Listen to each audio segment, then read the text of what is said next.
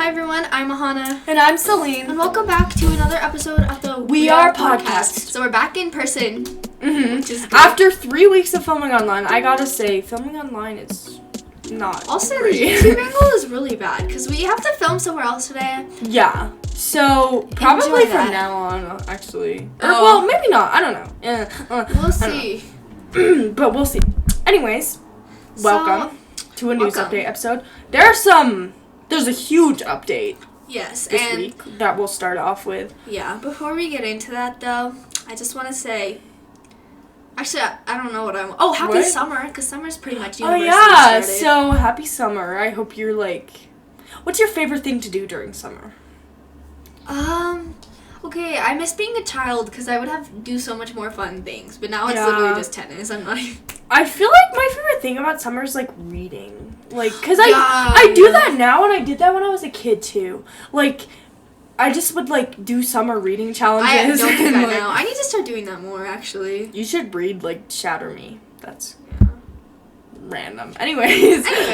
Okay, well, welcome to the news update episode. Would you like to start us off? I'll start us off. So, the first update and the most important, but obviously a very devastating, just awful update that I'm pretty sure everyone's probably heard about was about the school shooting that happened in Texas. Yeah. Okay, so basically, if anyone was unaware of this, there was a school shooting that happened on Wednesday, on May 24th, at an elementary school in Texas, and it ended up killing 19 students and 2 teachers. Yeah.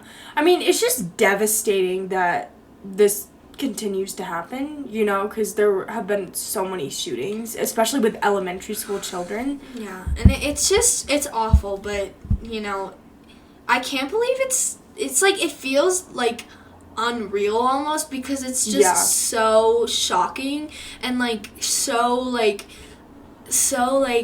just feels I can't imagine it ever happening, but I know it happens all the time, and it's just insane to me to have to hear about these things and think this actually happens on the daily. It's when I hear about it, I don't even register it. Yeah. I read it and I'm this is bad, but I can't even comprehend this happening to anyone. Yeah. So just to get into it, so it's now dubbed the Uvalde school shooting, and it happened on May 24th at Robb Elementary School in Texas. A total of 2 teachers and 19 students were killed in the violence, making it the second most deadly shooting in U.S. history ever. Wow.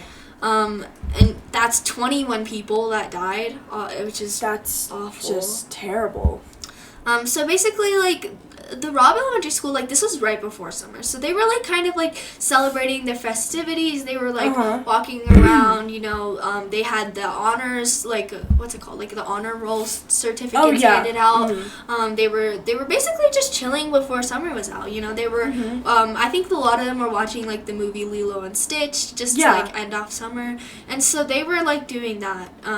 In the meantime, the suspected shooter, Salvador Ramos, was in his grandma's house in a small city called Uvalde. So Ramos is an 18-year-old person, and he legally purchased 2 AR platform rifles at a local firearms license on May 17th and 20th. Oh my gosh. He legally purchased these guns at age 18. And they're really, really powerful. Yes, they're they're rifles. They're made to be able to shoot many bullets. He actually also purchased 375 rounds of ammo on May 16th, which are bullets. And the person who represents the city actually said that the purchases were made for his birthday. He got the guns for his birthday, and he said that it was the first thing he did when he turned 18, and it was very easy for him to access, because in Texas the gun laws are really lax, and they're allowed to get guns super easily, so it was really easy for him to access those guns, and he did it entirely legally.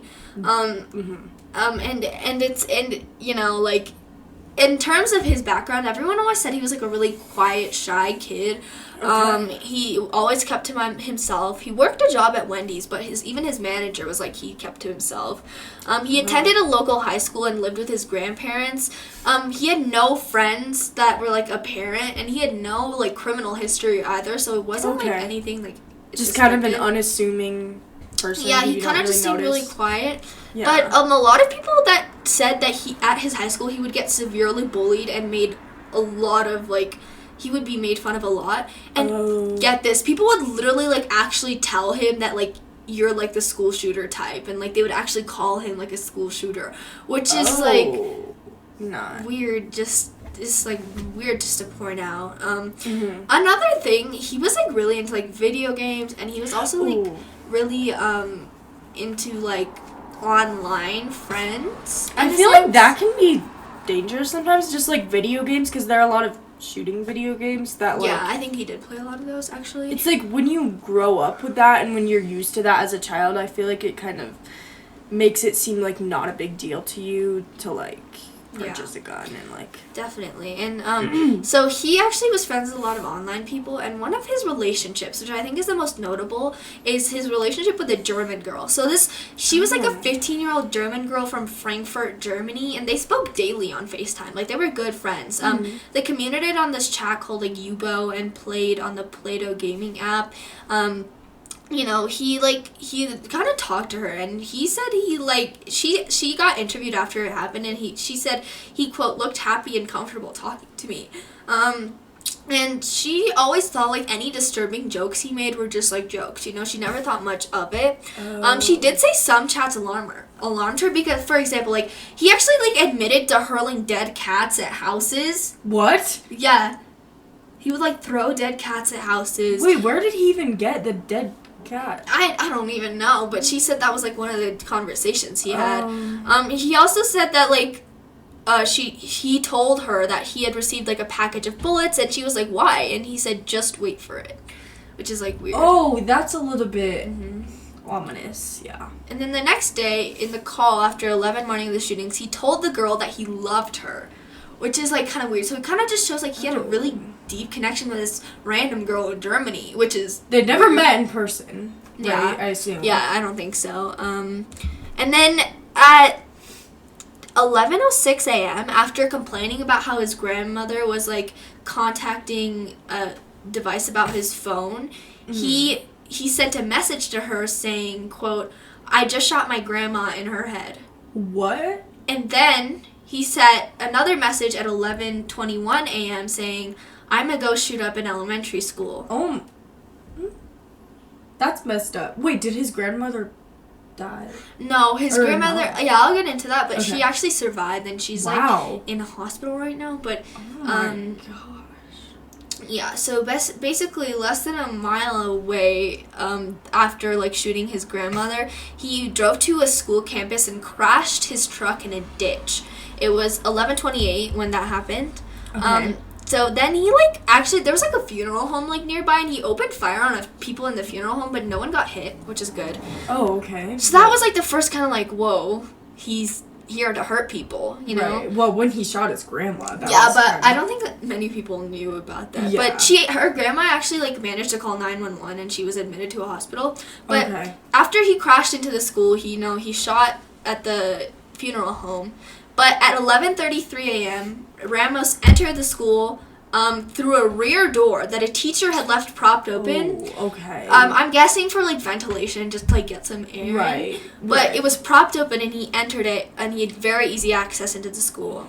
After that, he fired more than 100 rounds in the school, and specifically 2 classrooms he was focused in. They were like 2 classrooms that were connected. Right, they had like connected doors, I think. So. Yeah. They were like adjoining classrooms, and he shot there, and he managed to shoot 19 kids and 2 of the teachers that were responsible for both of the classrooms. Minutes later, officers arrived because many kids were calling 911. Their parents were, or the teachers were calling 911. There were, Yeah, and the 2 officers like approached the locked classroom where the gunman was barricading himself. So he's basically like locking the doors and keeping himself in those 2 classrooms. Right. So he barricaded himself then. But 2 officers were shot from behind the door and suffered graze wounds. Oh.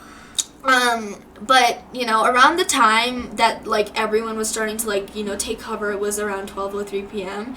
But the police officers didn't take any action, and they waited for, like, classroom keys and tactile equipment. So they were basically just, like, waiting outside the classroom, pretty much, and just kind of, like, waiting there. In fact, like, at 12:16 p.m., a girl who made several 911 calls told the dispatcher that there was still, like, a couple of children alive in her classroom. So, you know, the police were not doing things fast. Yeah, I'll talk about that, how they waited way too long. Yeah, so we'll get into that, but that was, like, basically what it was. And as for the victims, there was 2 honor roll students that were among the victims. There were the teachers who had been teaching together for 5 years, Morales and Garcia. And 2 days. I thought this was really interesting and just so sad. I know what you're doing. Yeah. So 2 days after one of the teachers died, her husband got a heart attack. He had a heart attack and died. And the saddest, they had 4 children too. Mm-hmm. Like, both of their parents died within. And her family, the teacher's family, said he died because of heartbreak. That's so sad. I know. He probably was so stressed out. And, like, I mean, I can't even imagine, like, figuring out your wife died in a shooting, and then... Yeah. I just feel like that's really difficult for all of them, like, and the kids, too. Yeah. And we have the kids' names. You can look them up. I just won't say them. Just there are GoFundMes for them yes, too. And we'll link one of those. Yeah. But yeah, as for like media, I'm just gonna quickly talk about the media. People are so upset, as they should be. Oh yeah. Everyone is upset, and actually, like, there was like studies done by like Harvard centers that like said that even 83% of gun owners supported expanded background checks for like gun purchasing, because, you know, if the people who gave Ramos the gun like looked into his text messages and maybe like his personality and like his conversations with the German girl, maybe they would see that. It could have prevented some. Yeah. Yeah, and there was other that's things. 84 you said 84%, right? 83, yeah. Or 83% of people, regardless of political party. Yeah. Like, everyone. That's well over the majority. And everyone's like, okay, we talk about this and we're sad about this, but we need to actually create policies. Right, we need to do something. To, like, help protect these children, whether it's increased security, whether it's background checks, like, it doesn't really matter. We just need to do something. Well, it does matter, but we just need to do something. Like, we need to take a step. We can't just keep complaining. We need to do something. At a certain point, posting stuff on your story and trying to advocate isn't enough when people still have access to this stuff, and it can still happen. Yeah, so it definitely there needs to be a policy change at this point. And it's like, I feel like a lot of people just feel helpless, because it's just hard to not be able to do anything if you don't have the power to actually do that. If you're not, like, one of the people working in the government, you know, like. Yeah, definitely. So that's pretty much the media. And I would just like to mention, like, one of the speeches that I listened to was, like, by Steve Kerr, and he's the Warriors' head coach, and he was, like, a former NBA player, and he, instead of, like, during the press conference, they normally talk about, like, basketball, but he, like, took that entire press conference and talked about the shooting, and he was like, 90% of people, like, all across the country, regardless of party, support increased background checks. Like, this should not be happening in such a developed country like the U.S. with the resources that we have. Like, this should not be happening. Right, and I completely agree with that. Like, I feel like as far as developing countries go, if you compare our country to, like, Canada or, like, Italy or another developing country, we have way more shootings than other countries, especially school shootings. Yeah, like, among the developed countries, we are, like, high up, but we have so much more violence and school shootings. Right. We have so many resources and so much ability to deal with this, yet we're not. Yeah. Okay. So I would like to kind of talk about a personal story of a kid who was in the shooting, which is just, like, it's so traumatizing. Mm-hmm. Like, a girl, her name was Mia Cirillo. She had to cover herself in her classmates' blood and pretend to be dead. Mm-hmm. Which is just so traumatizing. So she was 11 years old, and she said that during the shooting, she and her classmates were watching Lilo and Stitch. Like, we talked about how it was the last day of school, so people were kind of, like, chilling out, watching movies. Then they got word that there was a shooter in the building, so one of the teachers went to go and lock the door, but the shooter had already arrived. and the shooter came into their classroom. He made eye contact with one of her teachers, said, quote, "good night," and then shot her. Yeah. And he then opened fire in the classroom and shot the other teacher and a lot of people Mia knew, like a lot of her classmates. And then after shooting some of the students in her class, he went through like the door to the classroom that was adjacent to hers. And then she heard screams and shots from the other classroom, and then the shooter started playing sad music. What? And yeah, that's just really messed up. He definitely had mental problems that I think were like undiagnosed, because he didn't have any diagnosis. No, there's no way you could do that without definitely having severe mental issues. I think that's so important. Like, mental health intervention is so important. Yeah. And it just needs to happen because it could like prevent so much stuff. Yeah. But so this girl, Mia, was afraid that he would come back to the classroom and kill her. So she dipped her hands in the blood of one of her classmates and smeared it over herself to, like, play dead. Which I actually... That's a smart thing to do. Yes. She never should have had to do that, but that is a very, like, smart survival skill. And I hate that we have to say this, but, like, if anyone's ever in that situation... Because, like, it's so sad that there's a potential being in that situation. Right, that you have to think about this stuff for the future, but... Like, we should be worrying about, like what we're gonna wear, not like school shootings. Right, absolutely.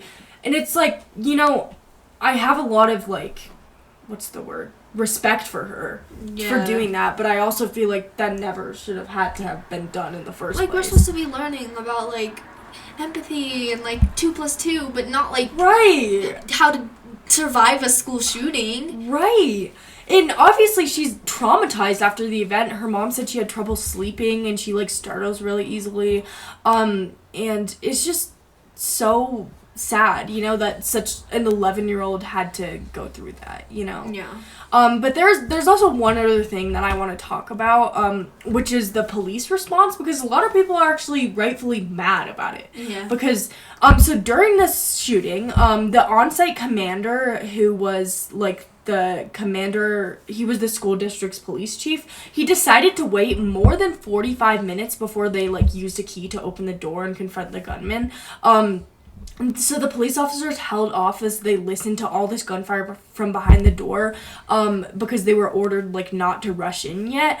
But a lot of people are mad. Like Stephen C. McGraw, who is the director of the state police, said, quote, "It was the wrong decision, period."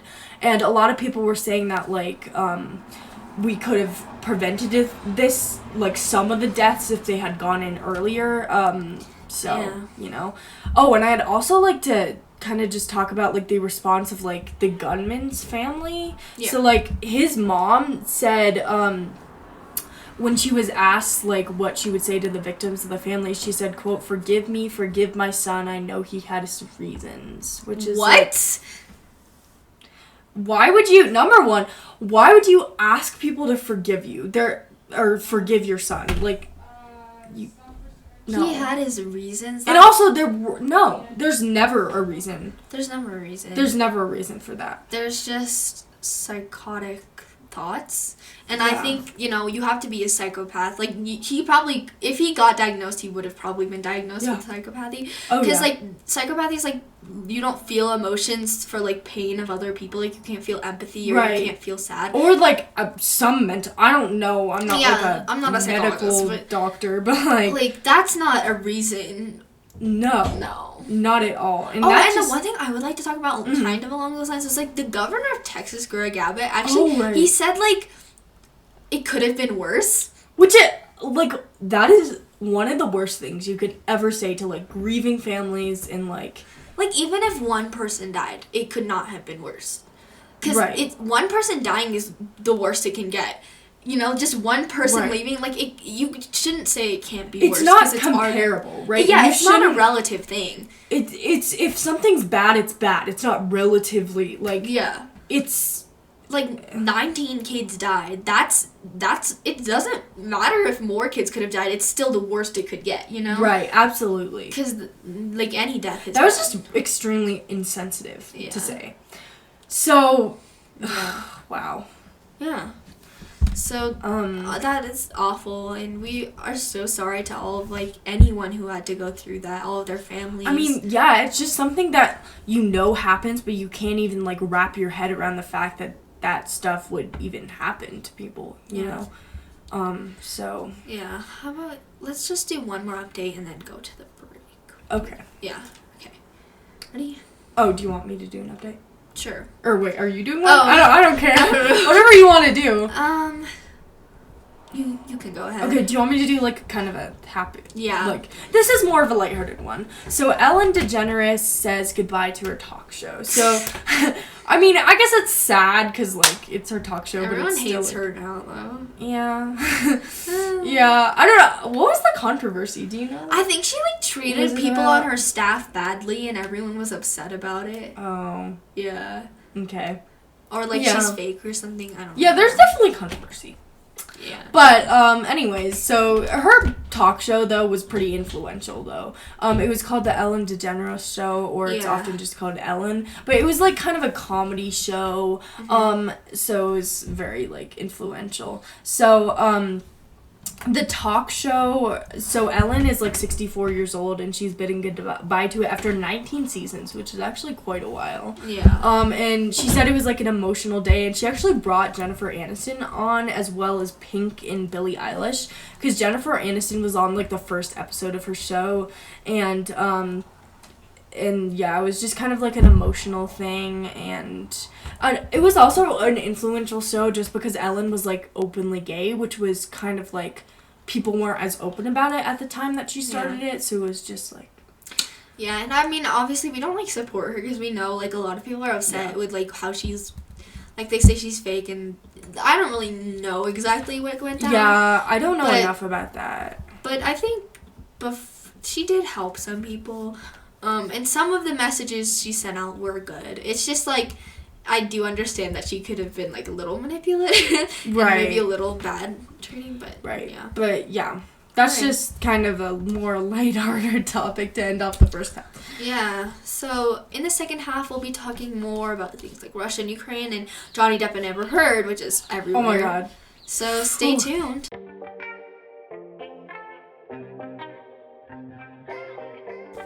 Welcome back from the break. Welcome back. All right, so let's talk about Johnny Depp and Amber Heard. Yes. I'm gonna start off talking about Kate Moss. Yes, we love Kate Moss. Let's deep dive. So last week we like talked about this, and so basically what happened was Johnny Depp, like, you can only bring witnesses to the stand that are relevant in the trial, and they're not, like, deemed relevant unless they have something directly related to it, or someone from the other side mentions their name, basically. That's, like, kind of, like, the overview. And basically, so, like, Kate Moss wasn't, like, legible to testify because she wasn't mentioned in the trial, and she wasn't necessarily, like, relevant to the case. Yeah. So, she, like, wasn't allowed to testify at all. But then... Amber Heard mentioned her name during testimony, and she was basically like, oh, I hit Johnny because I remembered what he did to Kate Moss in the stairs. So, allegedly, what she was... done. Oh. God. Fine, I just want to talk about it. Go ahead. Anyways, basically, so because she mentioned Kate Moss, she suddenly becomes relevant, and she becomes, like, legible. So, basically what happened is a backstory.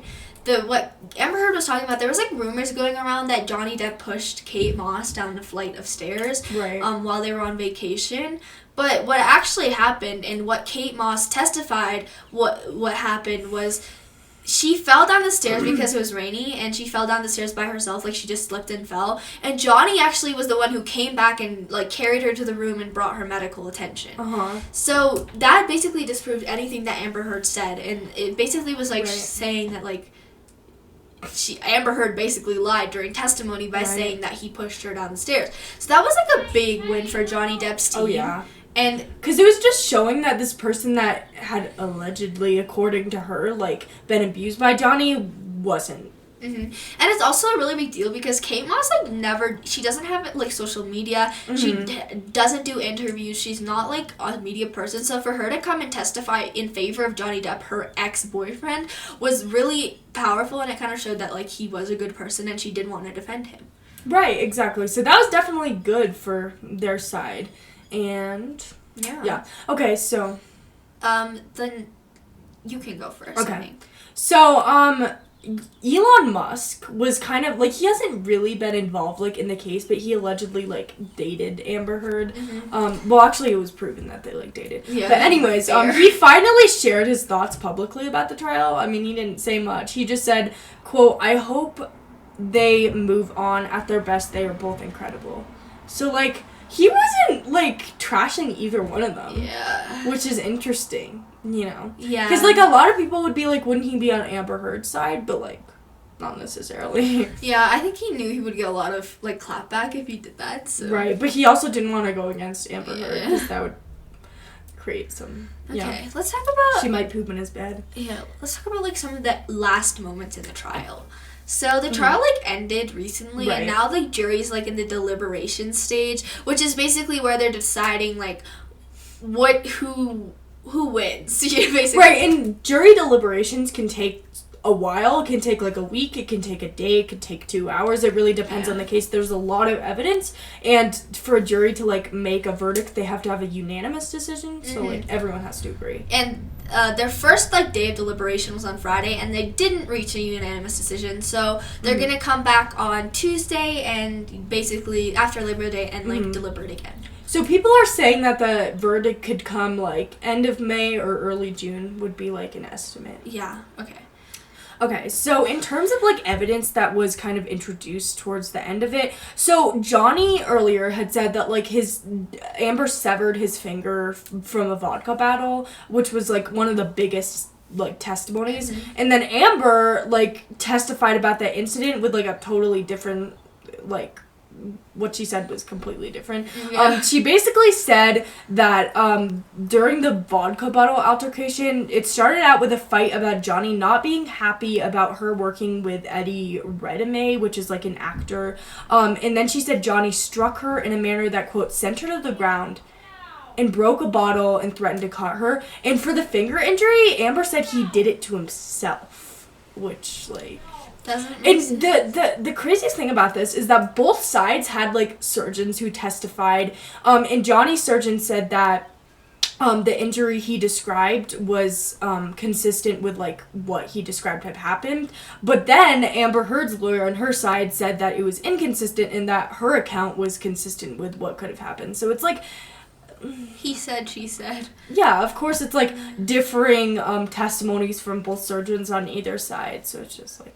Yeah. Oh, and something just, like, really funny for, like, evidence is that Amber's lawyer, like, Elaine, was questioning someone, and she was asking if Johnny eating candy during the trial, like, displayed a narcissistic trait. I know!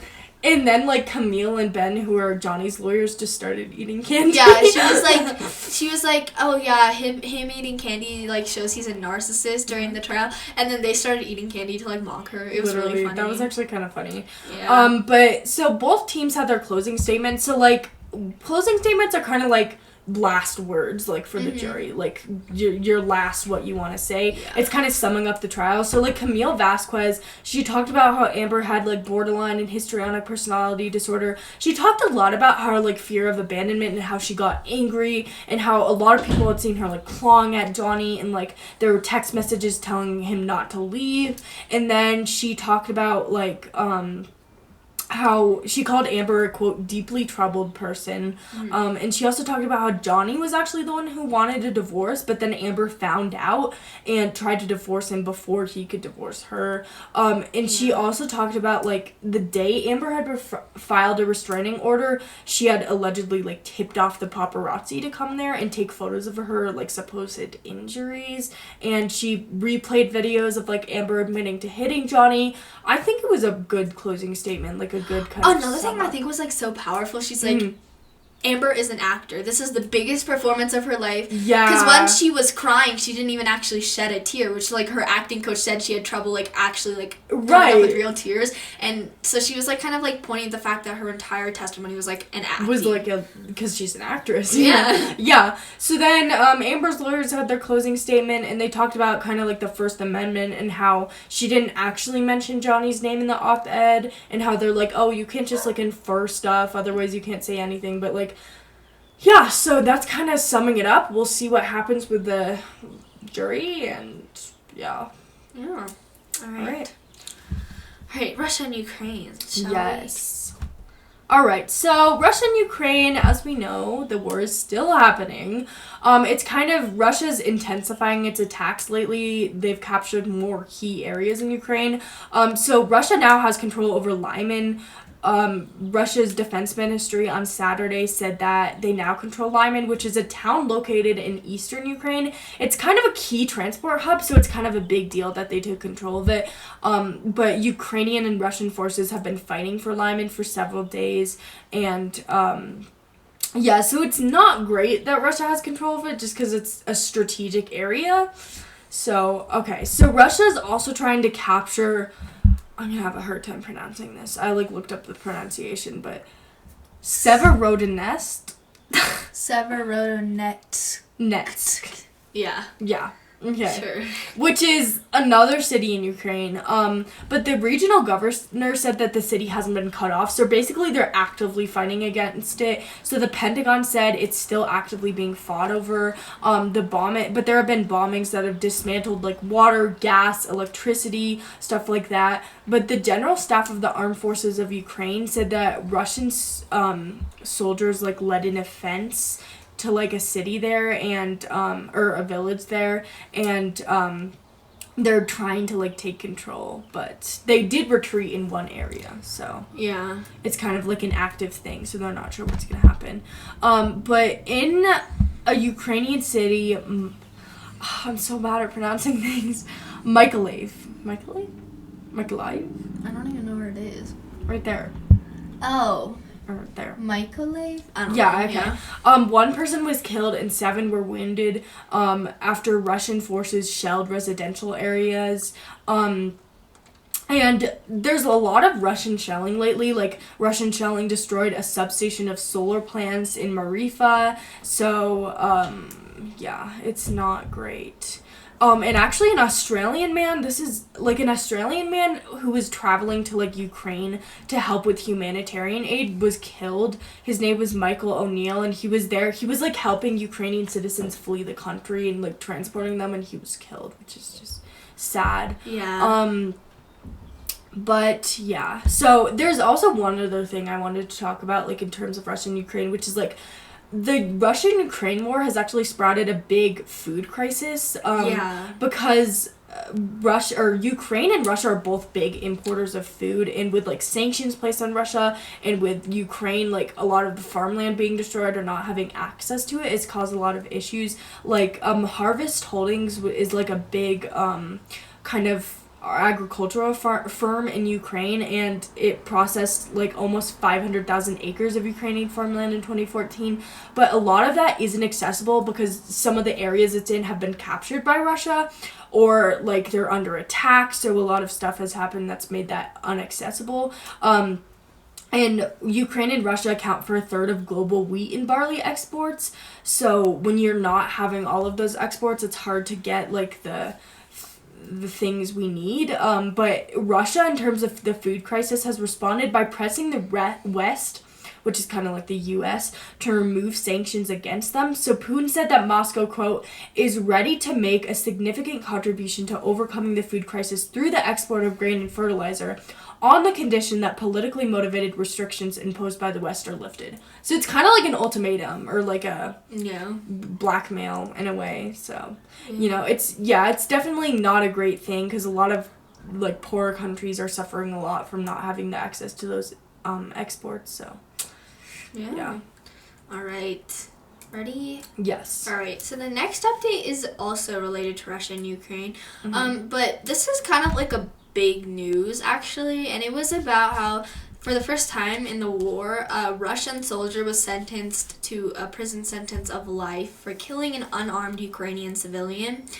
So this is important because there have been a lot of cases in which there have been human rights violations from Russia to Ukraine.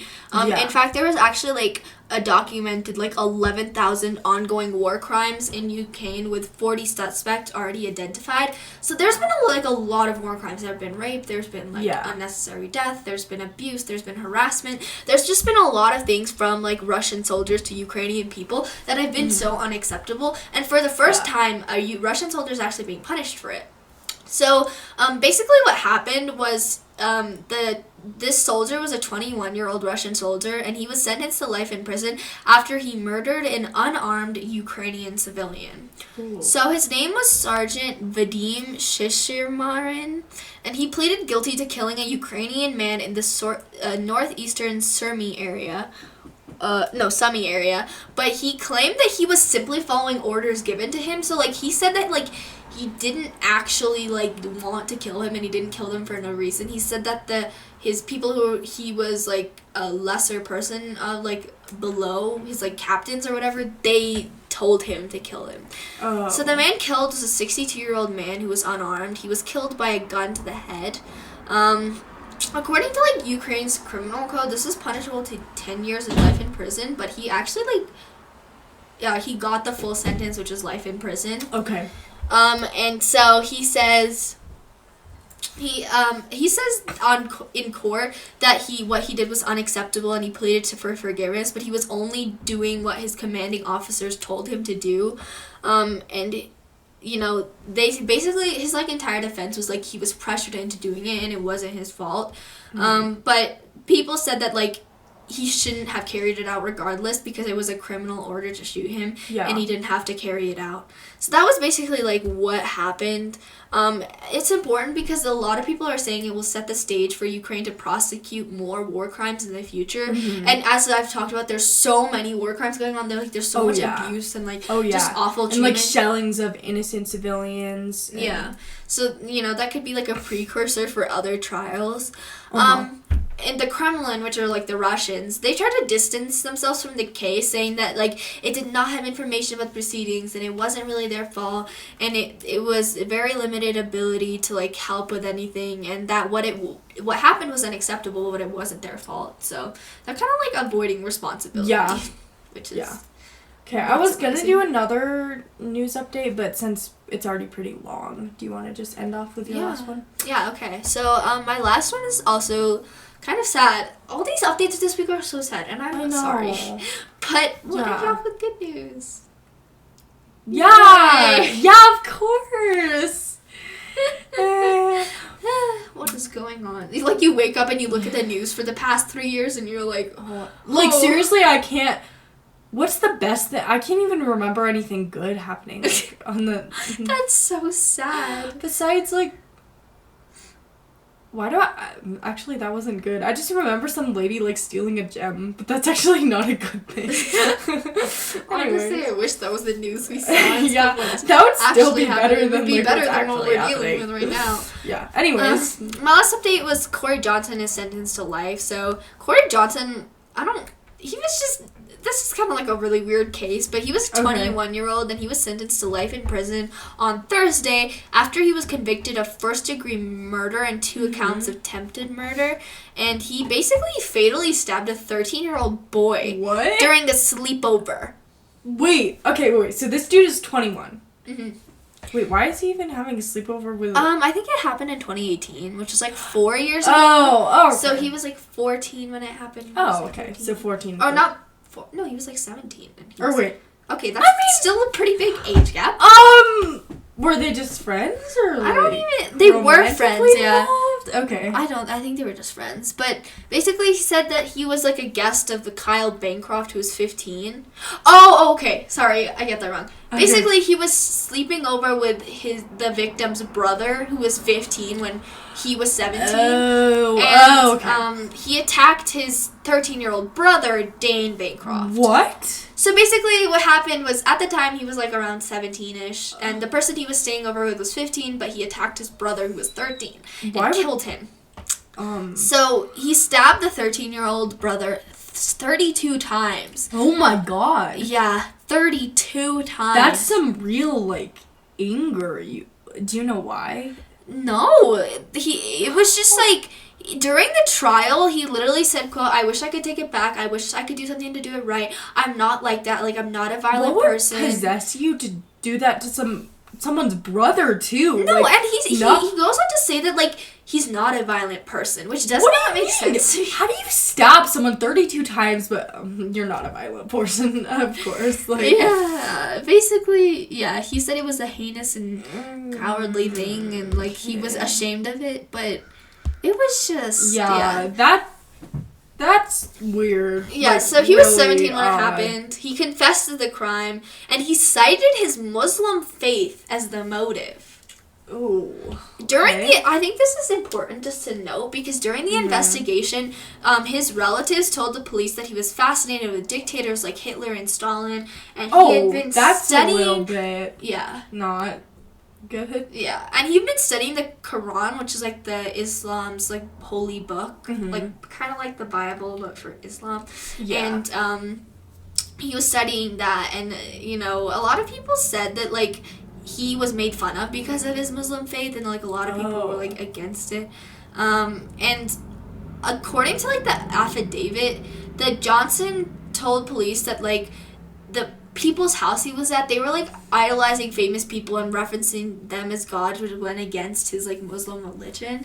So that could be a potential motive, like them or like disrespecting. I don't really know. That's just but so what I don't get is how he stabbed his brother's friend, or no, sorry, his friend's brother. Like not even. Yeah, weird. I don't know. I don't know how he got a knife. Odd situation. I just don't know. It's a little bit messed up. Sorry about the depressing news. news. Okay, I'm gonna look for good news, though. We're gonna find it. CNN, come on. Good news. The Warriors made it to the NBA Finals, and I am a Warriors fan. I don't follow. And I love everyone on their team, and I love Steve Kerr, which is like he's just such a good person. And I'm really happy, and they're gonna win, so. I thought this was a good update, but it's about fish testing positive for drugs. Okay. No. Do you have any good updates from your life? So, I mean, summer, yeah. Yeah. Yeah. So, I swear. Obama congratulates boy who touched his head in iconic photo. Anyways, that's all I have for this week. What do you mean? Your Memorial Day barbecue is going to cost you a lot more this year. We're posting this on Memorial Day. Happy Memorial Day! Oh, really? I didn't... Yeah. Oh, wow. Because it's a Monday. No. Yeah. Was it Labor Day or Memorial Day? I don't even remember. Wait, what's the... I think it's Memorial Day. Okay. Anyways, thanks for listening. Stay tuned. Check out our bio. Check out our social media at we are... Is it... Yeah, underscore... No, that's our website.